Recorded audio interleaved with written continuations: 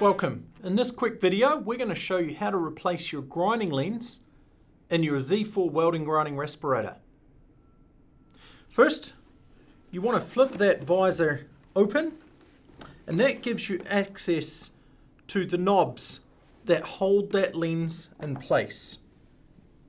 For this, you can either use a coin or a flat screwdriver to release those knobs. To release the knobs, you just turn those in an anti-clockwise position about 45 degrees. And you need to do the same on both sides.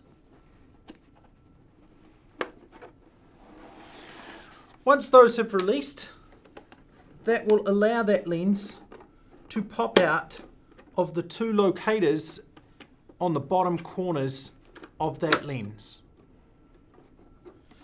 You can then pull that lens completely out and replace it with a new one.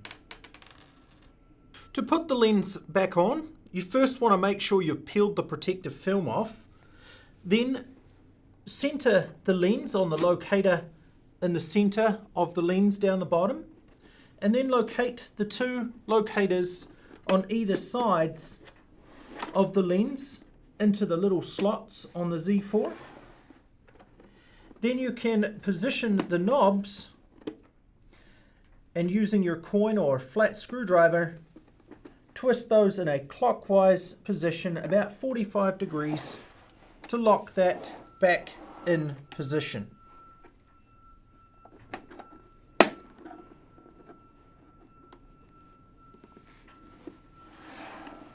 And that's how you replace your grinding visor on the Z4.